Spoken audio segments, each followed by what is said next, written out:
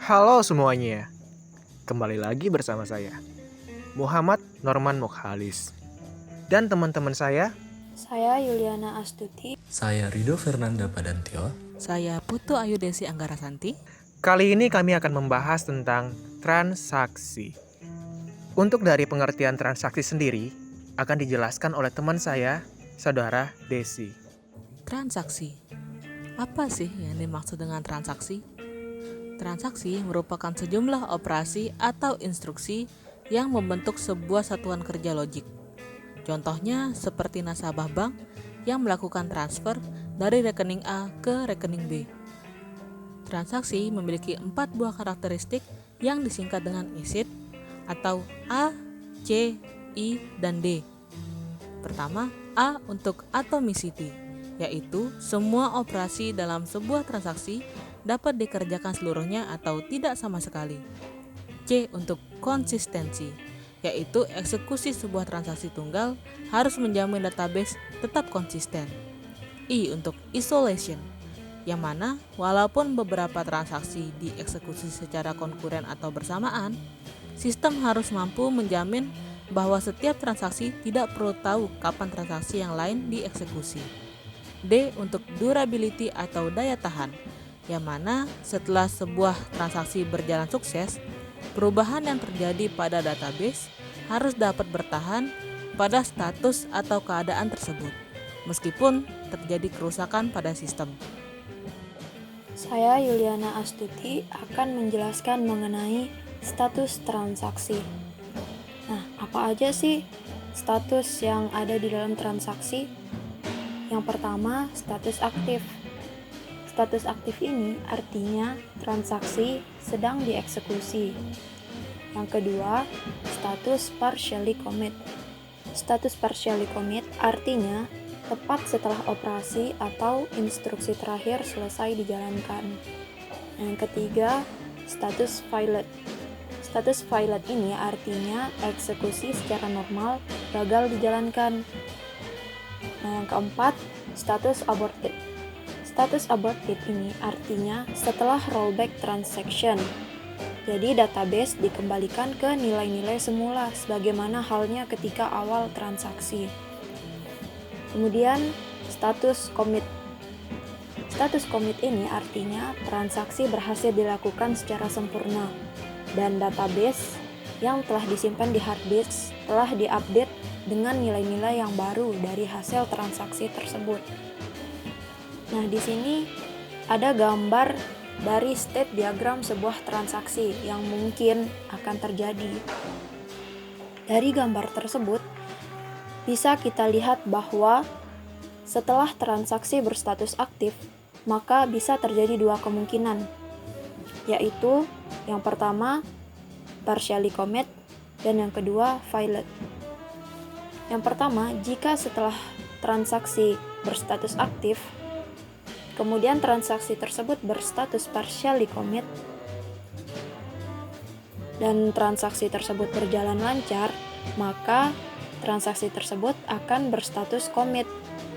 Artinya, transaksi tersebut berhasil dan data-data pada database telah diperbarui. Namun, jika setelah aktif, kemudian partially commit, lalu eksekusi gagal dijalankan atau violet, maka transaksi tersebut akan berstatus aborted atau dikembalikan seperti semula. Nah, kemudian jika setelah transaksi aktif, kemudian eksekusi gagal atau violet, maka status transaksi tersebut akan langsung berstatus aborted. Berikutnya, eksekusi transaksi. Terdapat beberapa macam eksekusi berdasarkan jumlah waktu.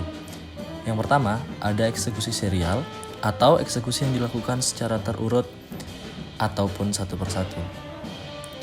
Yang kedua, ada eksekusi konkuren atau beberapa transaksi yang dijalankan secara bersamaan. Transaksi dapat dikatakan konkuren karena beberapa alasan seperti operasi aktivitas input-output dan aktivitas CPU dapat dijalankan secara bersamaan.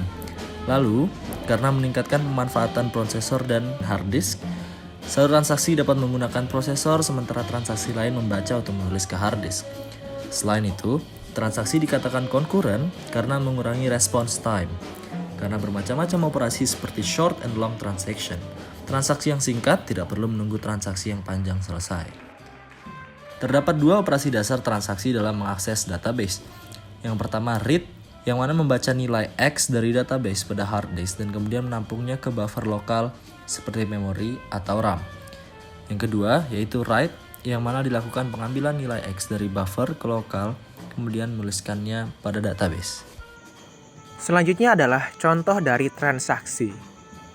Elsa melakukan transaksi dengan mentransfer uangnya sebesar $5.000 kepada adiknya yang bernama Anna dari rekening X ke rekening Y.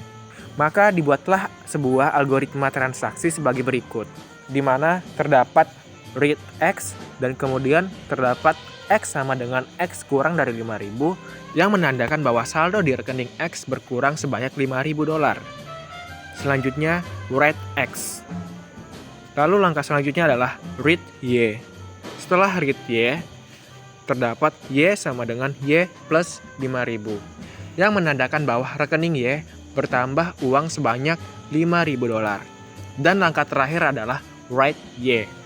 Berdasarkan contoh transaksi dari X menuju Y, didapatkan yang pertama atomicity. Semisal ada sebuah bug di software atau masalah hardware, sehingga setelah write X, transaksi akan berhenti, maka dilakukan restore dengan nilai X yang sama. Dan yang kedua adalah konsistensi. Jumlah uang X dan Y sebelum dan sesudah transaksi adalah sama atau konsisten. Jadi apabila uang X dan Y dijumlahkan, maka tetap menghasilkan nilai yang sama sesudah ataupun sebelum transaksi. Dan yang ketiga adalah isolation. Terjadi ketika transaksi dieksekusi, lalu ada transaksi lain yang mengakses data X, hasil akan tetap valid. Dan yang terakhir atau yang keempat adalah durability.